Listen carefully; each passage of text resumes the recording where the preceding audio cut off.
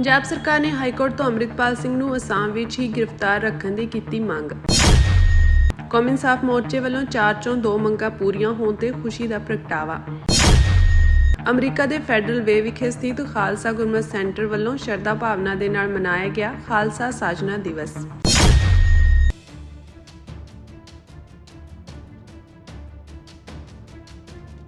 ਪੰਜਾਬ ਸਰਕਾਰ ਵੱਲੋਂ ਖਡੂਰ ਸਾਹਿਬ ਤੋਂ ਸੰਸਦ ਮੈਂਬਰ ਅੰਮ੍ਰਿਤਪਾਲ ਸਿੰਘ ਨੂੰ ਅਸਾਮ ਦੀ ਜੇਲ੍ਹ ਵਿੱਚ ਹੀ ਗ੍ਰਿਫਤਾਰ ਕਰਕੇ ਲਗਾਤਾਰ ਹਿਰਾਸਤ ਵਿੱਚ ਰੱਖਣ ਦੀ ਮੰਗ ਤੇ ਅੱਜ ਪੰਜਾਬ ਅਤੇ ਹਰਿਆਣਾ ਹਾਈ ਕੋਰਟ ਵਿੱਚ ਅਹਿਮ ਸੁਣਵਾਈ ਹੋਈ। ਮੁੱਖ ਜੱਜ ਸ਼ੀਲ ਨਾਗੂ ਦੀ ਪ੍ਰਧਾਨਗੀ ਵਾਲੀ ਬੈਂਚ ਨੇ ਰਾਜ ਸਰਕਾਰ ਨੂੰ ਪੁੱਛਿਆ ਕਿ ਤੁਸੀਂ ਉਸ ਨੂੰ ਇਸ ਮਾਮਲੇ ਵਿੱਚ ਅਧਿਕਾਰਤ ਤੌਰ ਤੇ ਗ੍ਰਿਫਤਾਰ ਕਿਉਂ ਨਹੀਂ ਕਰ ਰਹੇ। ਦਰਅਸਲ ਅੰਮ੍ਰਿਤਪਾਲ ਸਿੰਘ ਇਸ ਸਮੇਂ ਅਸਾਮ ਦੀ ਡਿਬਰੂਗੜ੍ਹ ਕੇਂਦਰੀ ਜੇਲ੍ਹ ਵਿੱਚ ਰਾਸ਼ਟਰੀ ਸੁਰੱਖਿਆ ਐਕਟ ਤਹਿਤ ਨਜ਼ਰਬੰਦ ਹਨ, ਜਿਸ ਦੀ ਮਿਆਦ 23 ਅਪ੍ਰੈਲ ਨੂੰ ਖਤਮ ਹੋਣ ਜਾ ਰਹੀ ਹੈ। ਅਜਿਹੇ ਵਿੱਚ ਪੰਜਾਬ ਸਰਕਾਰ ਨੇ ਹਾਈ ਕੋਰਟ ਦਾ ਦਰਵਾਜ਼ਾ ਖੜਕਾਉਂਦੇ ਹੋਏ ਬੇਨਤੀ ਕੀਤੀ ਹੈ ਕਿ ਐਨਐਸਏ ਖਤਮ ਹੋਣ ਤੋਂ ਪਹਿਲਾਂ ਹੀ ਉਹਨਾਂ ਨੂੰ ਅਸਾਮ ਵਿੱਚ ਹੀ ਰਸਮੀ ਤੌਰ ਤੇ ਗ੍ਰਿਫਤਾਰ ਕਰਕੇ ਉੱਥੇ ਹੀ ਲਗਾਤਾਰ ਹਿਰਾਸਤ ਵਿੱਚ ਰੱਖਿਆ ਜਾਵੇ। ਸੁਣਵਾਈ ਦੌਰਾਨ ਰਾਜ ਸਰਕਾਰ ਦੇ ਵਕੀਲ ਨੇ ਦਲੀਲ ਦਿੱਤੀ ਕਿ ਖੁਫੀਆ ਇਨਪੁਟ ਅਤੇ ਸੁਰੱਖਿਆ ਕਾਰਨਾਂ ਨੂੰ ਦੇਖਦੇ ਹੋਏ ਅੰਮ੍ਰਿਤਪਾਲ ਸਿੰਘ ਨੂੰ ਪੰਜਾਬ ਲਿਆਉਣਾ ਉਚਿਤ ਨਹੀਂ ਹੋਵੇਗਾ। ਪੰਜਾਬ ਦੀ ਸਥਿਤੀ ਖਤਰਨਾਕ ਹੋ ਸਕਦੀ ਹੈ। ਅਦਾਲਤ ਨੂੰ ਦੱਸਿਆ ਗਿਆ ਕਿ ਸਰਕਾਰ ਉਹਨਾਂ ਨੂੰ ਡਿਬਰੂਗੜ੍ਹ ਵਿੱਚ ਹੀ ਗ੍ਰਿਫਤਾਰ ਕਰਕੇ ਉੱਥੇ ਹੀ ਜੇਲ੍ਹ ਵਿੱਚ ਰੱਖਣਾ ਚਾਹੁੰਦੀ ਹੈ ਅਤੇ ਮੁਕੱਦਮੇ ਦੀ ਕਾਰਵਾਈ ਵੀਡੀਓ ਕਾਨਫਰੰਸਿੰਗ ਰਾਹੀਂ ਕਰਵਾਈ ਜਾਵੇਗੀ। ਵਕੀਲ ਨੇ ਸਪਸ਼ਟ ਕਿਹਾ ਕਿ ਅਸੀਂ ਉਹਨਾਂ ਨੂੰ ਪੰਜਾਬ ਨਹੀਂ ਲਿਆਉਣਾ ਚਾਹੁੰਦੇ, ਸਗੋਂ ਅਸਾਮ ਵਿੱਚ ਹੀ ਗ੍ਰਿਫਤਾਰ ਕਰਕੇ ਉੱਥੇ ਹੀ ਰੱਖਣਾ ਚਾਹੁੰਦੇ ਹਾਂ। ਰਾਜ ਨੇ ਇਹ ਵੀ ਦਲੀਲ ਦਿੱਤੀ ਕਿ ਇਹ ਕਦਮ ਪੂਰੀ ਤਰ੍ਹਾਂ ਰਾਜ ਦੇ ਹਿੱਤ ਵਿੱਚ ਹੈ ਅਤੇ ਇਸ ਦੇ ਲਈ ਅਸਾਮ ਸਰਕਾਰ ਤੋਂ ਲੋੜੀਂਦੀ ਐਨਓਸੀ ਵੀ ਪ੍ਰਾਪਤ ਕਰ ਲਈ ਗਈ ਹੈ। ਅਦਾਲਤ ਦੇ ਸਵਾਲ ਤੇ ਕਾਨੂੰਨੀ ਆਧਾਰ ਸਪਸ਼ਟ ਕਰਦੇ ਹੋਏ ਰਾਜ ਨੇ ਜੇਲ੍ਹ ਮੈਨੂਅਲ ਦੇ ਪ੍ਰਬੰਧਾਂ ਦਾ ਹਵਾਲਾ ਦਿੱਤਾ ਅਤੇ ਕਿਹਾ ਕਿ 22 ਅਪ੍ਰੈਲ ਨੂੰ ਪ੍ਰਸਤਾਵਿਤ ਗ੍ਰਿਫਤਾਰੀ ਤੋਂ ਪਹਿਲਾਂ ਅਦਾਲਤ ਦੀ ਇਜਾਜ਼ਤ ਜ਼ਰੂਰੀ ਹੈ। ਸਰਕਾਰ ਦੀ ਦਲੀਲ ਸੁਣਨ ਤੋਂ ਬਾਅਦ ਅਦਾਲਤ ਨੇ ਅੰਮ੍ਰਿਤਪਾਲ ਸਿੰਘ ਦੇ ਵਕੀਲ ਨੂੰ ਜਵਾਬ ਦਾਇਰ ਕਰਨ ਲਈ ਸੁਣਵਾਈ ਸ਼ੁੱਕਰਵਾਰ ਤੱਕ ਮੁਲਤਵੀ ਕਰ ਦਿੱਤੀ ਹੈ।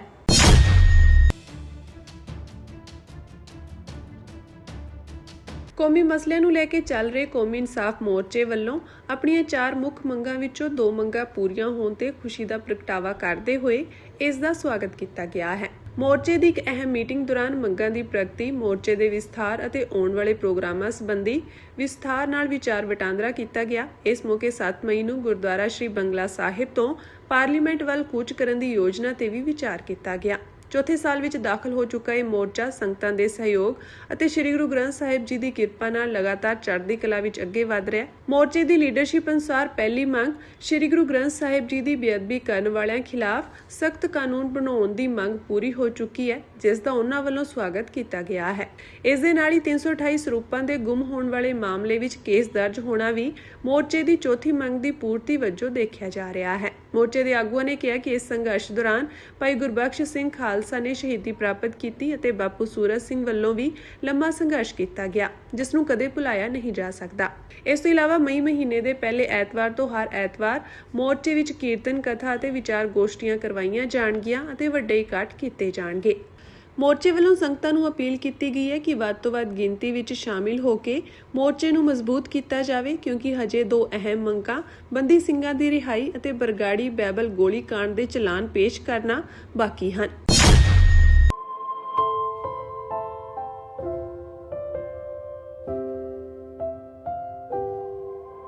ਅਮਰੀਕਾ ਦੇ ਫੈਡਰਲ ਵੇ ਵਿਖੇ ਸਥਿਤ ਖਾਲਸਾ ਗੁਰਮਤਿ ਸੈਂਟਰ ਵੱਲੋਂ ਖਾਲਸਾ ਸਾਜਨਾ ਦਿਵਸ ਬੜੀ ਸ਼ਰਧਾ ਅਤੇ ਉਤਸ਼ਾਹ ਦੇ ਨਾਲ ਮਨਾਇਆ ਗਿਆ। ਇਸ ਮੌਕੇ ਵਿਸ਼ਾਲ ਨਗਰ ਕੀਰਤਨ ਦਾ ਆਯੋਜਨ ਕੀਤਾ ਗਿਆ, ਜਿਸ ਵਿੱਚ ਵੱਡੀ ਗਿਣਤੀ ਵਿੱਚ ਸੰਗਤਾਂ ਅਤੇ ਵੱਖ-ਵੱਖ ਖੇਤਰਾਂ ਦੇ ਲੀਡਰਾਂ ਨੇ ਸ਼ਿਰਕਤ ਕੀਤੀ। ਇਹ ਨਗਰ ਕੀਰਤਨ ਜੋ ਪਿਛਲੇ ਕੁਝ ਸਾਲਾਂ ਤੋਂ ਲਗਾਤਾਰ ਕੱਢਿਆ ਜਾ ਰਿਹਾ ਹੈ, ਹਰ ਸਾਲ ਵੱਧਦੀ ਭਾਗੀਦਾਰੀ ਨਾਲ ਨਵੇਂ ਮਾਪਦੰਡ ਸੈੱਟ ਕਰ ਰਿਹਾ ਹੈ।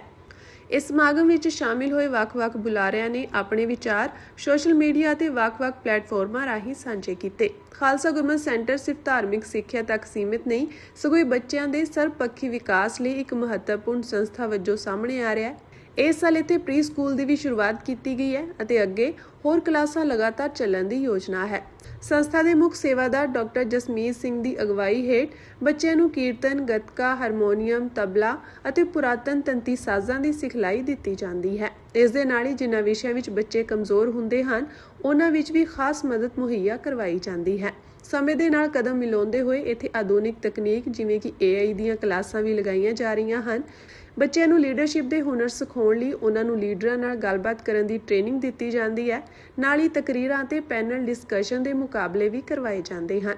ਖੇਡਾਂ ਵੱਲ ਵੀ ਬੱਚਿਆਂ ਨੂੰ ਪ੍ਰੇਰਿਤ ਕੀਤਾ ਜਾ ਰਿਹਾ ਹੈ ਅਤੇ ਜੋ ਵਿਦਿਆਰਥੀ ਸਕੂਲ, ਕਾਲਜ ਜਾਂ ਯੂਨੀਵਰਸਿਟੀ ਪੱਧਰ ਤੇ ਕੋਈ ਵਿਸ਼ੇਸ਼ ਉਪਲਬਧੀ ਹਾਸਲ ਕਰਦੇ ਹਨ, ਉਹਨਾਂ ਨੂੰ ਸੰਸਥਾ ਵੱਲੋਂ ਸਨਮਾਨਿਤ ਵੀ ਕੀਤਾ ਜਾਂਦਾ ਹੈ। ਇਸ ਤਰ੍ਹਾਂ ਖਾਲਸਾ ਗੁਰਮਤਿ ਸੈਂਟਰ ਨਾ ਸਿਰਫ ਧਾਰਮਿਕ ਸਿੱਖਿਆ ਦੇ ਕੇਂਦਰ ਵਜੋਂ ਸਗੋਂ ਇੱਕ ਆਧੁਨਿਕ ਅਤੇ ਪ੍ਰਗਤੀਸ਼ੀਲ ਸਿੱਖਿਆ ਸੰਸਥਾ ਵਜੋਂ ਵੀ ਆਪਣੀ ਪਹਿਚਾਣ ਬਣਾਉਣ ਜਾ ਰਿਹਾ ਹੈ।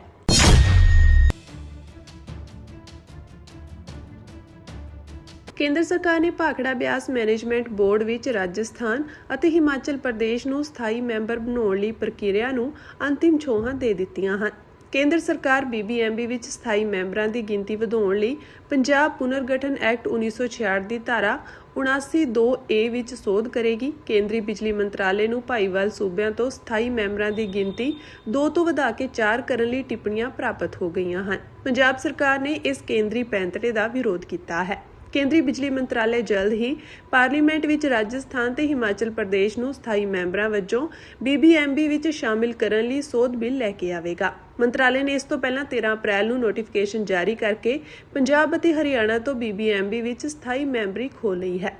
ਹੁਣ ਪੰਜਾਬ ਦੀ ਵੁਕਤ ਘਟਾਉਣ ਲਈ ਨਵੇਂ ਮੈਂਬਰਾਂ ਵੱਲੋਂ ਹਿਮਾਚਲ ਪ੍ਰਦੇਸ਼ ਤੇ ਰਾਜਸਥਾਨ ਨੂੰ ਸ਼ਾਮਿਲ ਕਰਨ ਦੀ ਪ੍ਰਕਿਰਿਆ ਨੂੰ ਅੰਤਿਮ ਰੂਪ ਦਿੱਤਾ ਜਾ ਰਿਹਾ ਹੈ। ਪੰਜਾਬ ਸਰਕਾਰ ਨੇ 22 ਫਰਵਰੀ ਨੂੰ 2 ਨਵੇਂ ਸਥਾਈ ਮੈਂਬਰ ਬਣਾਉਣ ਖਿਲਾਫ ਕੇਂਦਰੀ ਬਿਜਲੀ ਮੰਤਰਾਲੇ ਨੂੰ ਪੱਤਰ ਲਿਖਿਆ ਸੀ। ਮੁੱਖ ਮੰਤਰੀ ਭਗਵੰਤ ਮਾਨ ਵੀ ਪਿਛਲੇ ਸਾਲ 23 ਅਕਤੂਬਰ ਨੂੰ ਕੇਂਦਰੀ ਗ੍ਰਹਿ ਮੰਤਰੀ ਨੂੰ ਪੱਤਰ ਲਿਖ ਕੇ ਇਸ ਦਾ ਵਿਰੋਧ ਕਰ ਚੁੱਕੇ ਹਨ। ਉੱਤਰੀ ਜ਼ੋਨਲ ਕੌਂਸਲ ਦੀ 17 ਨਵੰਬਰ 2025 ਨੂੰ ਸੂਰਜਕੁੰਡ ਹਰਿਆਣਾ ਵਿੱਚ ਹੋਈ ਮੀਟਿੰਗ ਵਿੱਚ ਵੀ ਇਹ ਮੁੱਦਾ ਉੱਠਿਆ ਸੀ। ਪੰਜਾਬ ਨੇ ਉਦੋਂ ਦਲੀਲਾਂ ਸਮੇਤ ਵਿਰੋਧ ਕੀਤਾ ਸੀ। ਪੰਜਾਬ ਸਰਕਾਰ ਨੇ ਕੇਂਦਰ ਨੂੰ ਭੇਜੇ ਪੱਤਰਾਂ ਵਿੱਚ ਤਰਕ ਦਿੱਤਾ ਕਿ ਪੰਜਾਬ ਪੁਨਰਗਠਨ ਐਕਟ 1966 ਦੀ ਧਾਰਾ 78 ਅਤੇ 79 ਨੂੰ ਪੰਜਾਬ ਨੇ ਸੁਪਰੀਮ ਕੋਰਟ ਵਿੱਚ ਸਿਵਲ ਪਟੀਸ਼ਨ 2/2027 ਤਹਿਤ ਚੁਣੌਤੀ ਦਿੱਤੀ ਹੋਈ ਹੈ, ਜਿਸ ਦਾ ਫੈਸਲਾ ਹਾਲੇ ਆਉਣਾ ਬਾਕੀ ਹੈ। ਫੈਸਲਾ ਲੰਬਿਤ ਹੋਣ ਕਰਕੇ ਕੇਂਦਰ ਸਰਕਾਰ ਇਸ ਐਕਟ ਵਿੱਚ ਕੋਈ ਤਰਮੀਮ ਕਰਨ ਤੋਂ ਗੁਰੇਜ਼ ਕਰੇ। ਰਾਜਸਥਾਨ ਉੱਤਰਾਧਿਕਾਰੀ ਰਾਜ ਨਾ ਹੋਣ ਕਰਕੇ BBMB ਵਿੱਚ ਕਿਸੇ ਤਰ੍ਹਾਂ ਦੀ ਨੁਮਾਇੰਦਗੀ ਦਾ ਹੱਕਦਾਰ ਨਹੀਂ। ਐਕਸ ਆਫੀਸ਼ੀਓ ਮੈਂਬਰਾਂ ਵਜੋਂ ਹਿਮਾਚਲ ਪ੍ਰਦੇਸ਼ ਅਤੇ ਰਾਜਸਥਾਨ ਦੇ ਅਧਿਕਾਰੀ ਬੋਰਡ ਦੀਆਂ ਮੀਟਿੰਗਾਂ ਵਿੱਚ ਪਹਿਲਾਂ ਹੀ ਸ਼ਾਮਿਲ ਹੁੰਦੇ ਹਨ। BBMB ਦਾ 40% ਅਤੇ ਭਾਖੜਾ ਪ੍ਰੋਜੈਕਟ ਦਾ 60% ਖਰਚਾ ਇਕੱਲਾ ਪੰਜਾਬ ਚੱਲਦਾ ਹੈ। 2 ਨਵੇਂ ਸਥਾਈ ਮੈਂਬਰ ਲੱਗਣ ਨਾਲ ਪੰਜਾਬ ਤੇ ਵਾਧੂ ਬੋਝ ਪਵੇਗਾ। ਭਾਖੜਾ ਬੋਰਡ ਵਿੱਚ ਇੰਨਾ ਹੋਰ ਵਾਧੂ ਕੰਮ ਨਹੀਂ ਹੈ ਕਿ ਨਵੇਂ ਸਥਾਈ ਮੈਂਬਰ ਲਾਉਣ ਦੀ ਲੋੜ ਹੋਵੇ। ਮੌਜੂਦਾ ਸਥਾਈ ਮੈਂਬਰ ਹੀ ਮੁੱਖ ਕੰਮ ਸੰਭਾਲਣ ਲਈ ਕਾਫੀ ਹਨ। ਦੂਜੇ ਪਾਸੇ ਕੇਂਦਰ ਸਰਕਾਰ BBMB ਚੋਂ ਪੰਜਾਬ ਨੂੰ ਮਨਫੀ ਕਰਨ ਲਈ ਬਾਕੀ ਸੂਬਿਆਂ ਨੂੰ ਬਰਾਬਰ ਦਾ ਹਿੱਸੇਦਾਰ ਬਣਾਉਣ ਦੇ ਰਾਹ ਪਈ ਹੈ। ਪੰਜਾਬ ਦੇ ਅਧਿਕਾਰੀਆਂ ਦੀ ਦਲੀਲ ਹੈ ਕਿ 40% ਖਰਚਾ ਝੱਲਦਾ ਹੋਣ ਦੇ ਬਾਵਜੂਦ ਪੰਜਾਬ ਨੂੰ VOTING ਅਧਿਕਾਰ ਵਿੱਚ ਕੋਈ ਵਾਧੂ ਹੈਸੀਅਤ ਹਾਸਲ ਨਹੀਂ ਹੈ। ਪੁਰਾਣੀ ਪ੍ਰਥਾ ਅਨੁਸਾਰ BBMB ਵਿੱਚ ਸਥਾਈ ਮੈਂਬਰ ਪਾਵਰ ਪੰਜਾਬ ਚੋਂ ਅਤੇ ਸਥਾਈ ਮੈਂਬਰ ਸਿੰਜਾਈ ਹਰਿਆਣਾ ਚੋਂ ਲੱਗਦਾ ਰਿਹਾ। ਨਵੇਂ ਨੋਟੀਫਿਕੇਸ਼ਨ ਮੁਤਾਬਕ ਹੁਣ ਇਹਨਾਂ ਦੋਵਾਂ ਮੈਂਬਰਾਂ ਦੇ ਪੰਜਾਬ ਜਾਂ ਹਰਿਆਣਾ ਚੋਂ ਲੱਗਣ ਦੀ ਕੋਈ ਗਾਰੰਟੀ ਨਹੀਂ ਰਹੀ ਹੈ।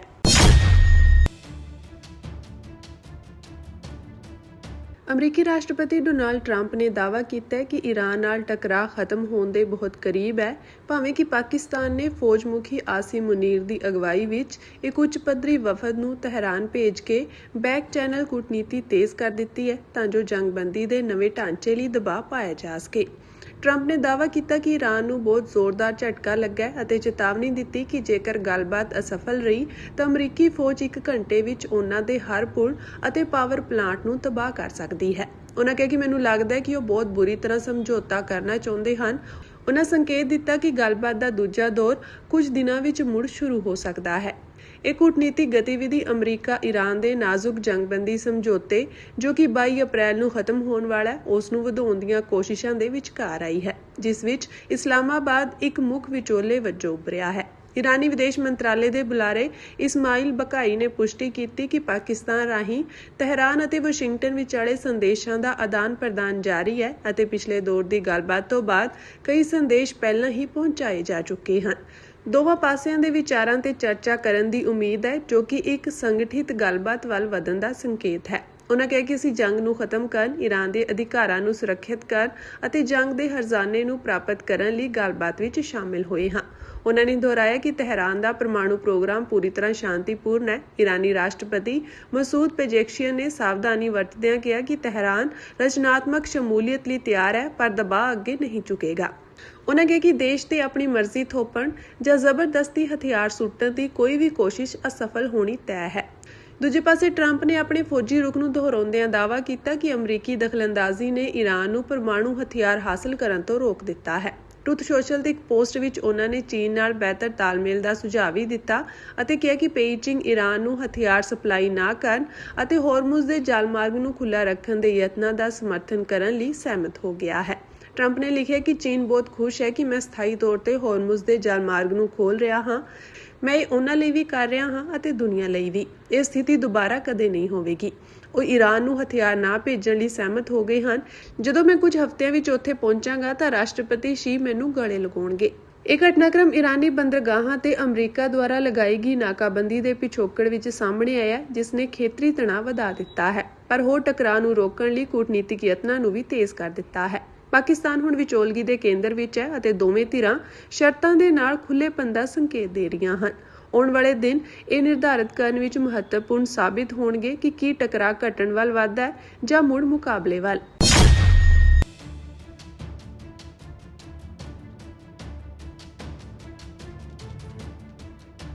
ਭਲਕੇ 17 ਮਾਰਚ ਨੂੰ ਕਿਸਾਨ ਮਜ਼ਦੂਰ ਮੋਰਚਾ ਚੈਪਟਰ ਪੰਜਾਬ ਦੀਆਂ ਜਥੇਬੰਦੀਆਂ ਅਤੇ SKM ਚੈਪਟਰ ਪੰਜਾਬ ਦੀਆਂ 5 ਜਥੇਬੰਦੀਆਂ ਤੇ AKM ਪੰਜਾਬ ਦੇ ਸਹਿਯੋਗ ਨਾਲ ਸਮੁੱਚੇ ਪੰਜਾਬ ਵਿੱਚ 3 ਘੰਟੇ ਰੇਲਾਂ ਦਾ ਚੱਕਾ ਜਾਮ ਕੀਤਾ ਜਾਵੇਗਾ। ਇਹ ਚੱਕਾ ਜਾਮ ਕਣਕ ਦੀ ਢਿੱਲੀ ਖਰੀਦਦਾਰੀ ਨੂੰ ਧਿਆਨ ਵਿੱਚ ਰੱਖਦੇ ਹੋਏ 12 ਵਜੇ ਤੋਂ ਲੈ ਕੇ 3 ਵਜੇ ਤੱਕ ਕੀਤਾ ਜਾਵੇਗਾ। ਦੱਸ ਦਈਏ ਕਿ ਕਿਸਾਨ ਆਗੂਆਂ ਦਾ ਇਲਜ਼ਾਮ ਹੈ ਕਿ ਬੇਮੌਸਮੀ ਅਤੇ ਗੜੇਮਾਰੀ ਕਾਰਨ ਹੋਏ ਫਸਲਾਂ ਦੇ ਨੁਕਸਾਨ ਤੋਂ ਬਾਅਦ ਵੀ ਕਣਕ ਦੀ ਖਰੀਦ ਨਿਯਮਾਂ ਵਿੱਚ ਕੇਂਦਰ ਸਰਕਾਰ ਵੱਲੋਂ ਕੋਈ ਢਿੱਲ ਨਹੀਂ ਦਿੱਤੀ ਜਾ ਰਹੀ। ਪੰਜਾਬ ਦੀਆਂ ਮੰਡੀਆਂ ਵਿੱਚ ਕਿਸਾਨ ਕਈ ਦਿਨਾਂ ਤੋਂ ਖੱਜਲ ਖੁਆਰ ਹੋ ਰਹੇ ਹਨ ਅਤੇ ਉਹਨਾਂ ਦੀ ਫਸਲਾਂ ਦੀ ਸਮੇਂ ਤੇ ਖਰੀਦ ਨਹੀਂ ਹੋ ਰਹੀ।